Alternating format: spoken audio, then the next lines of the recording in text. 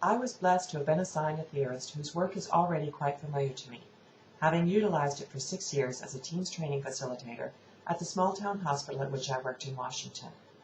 Viktor Frankl was not only a successful psychiatrist, but also a great philosopher whose ideas I hold dear.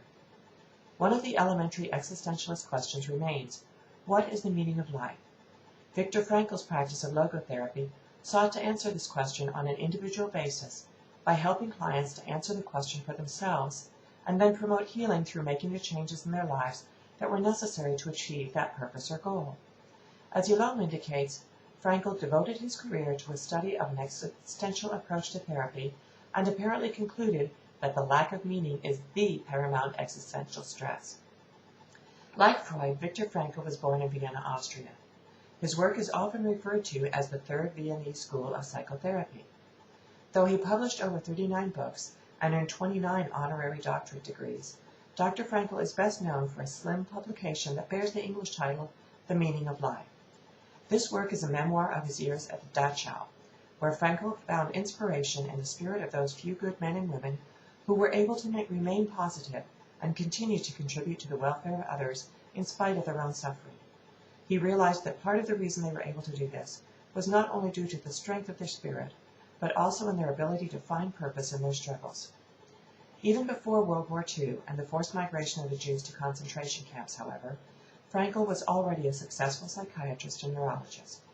Much of his work in private practice and in the ghetto before he and his wife were shipped to the concentration camps was in suicide prevention, and he was very successful. The basis of logotherapy had already been founded early in his career.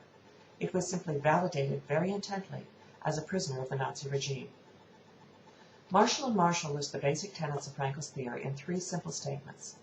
Life has meaning under all circumstances. Our main motivation for living is our will to find meaning in life.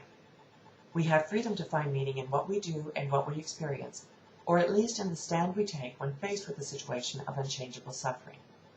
Frankl himself advised us, we can discover this meaning in life in 3 different ways: by creating a work or doing a deed, by experiencing something or encountering someone, and by the attitude we take toward unavoidable suffering, and that everything can be taken from a man but one thing, the last of the human freedoms, to choose one's attitude in any given set of circumstances.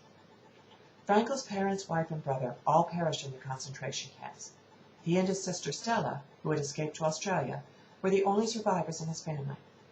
After being liberated by the Americans, Dr. Frankl continued his career, achieving success running the Vienna Polyclinic of Neurology, and then going on to teach at the University of Vienna, Harvard, Duquesne, and even right here in Dallas at Southern Methodist University.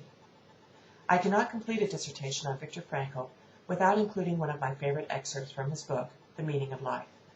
In this particular passage, Frankl is expounding upon how he realized the true value of love by bringing up an image of his beloved wife Tilly, who had already perished at Auschwitz, unbeknownst to him, during a frigid and demanding march to the ditches in which he and the other prisoners were to labor that day. A thought transfixed me. For the first time in my life, I saw the truth as it is set into song by so many poets, proclaimed as the final wisdom by so many thinkers. The truth, that love is the ultimate and the highest goal to which man can aspire. Then I grasped the meaning of the greatest secret that human poetry and human thought and belief have to impart. The salvation of man is through love and in love. I understood how a man who has nothing left in this world still may know bliss, be it only for a brief moment, in the contemplation of his beloved. In a position of utter desolation, when man cannot express himself in positive action, when his only achievement may consist in enduring his sufferings in the right way, an honorable way, in such a position man can, through loving contemplation of the image he carries of his beloved, achieve fulfillment.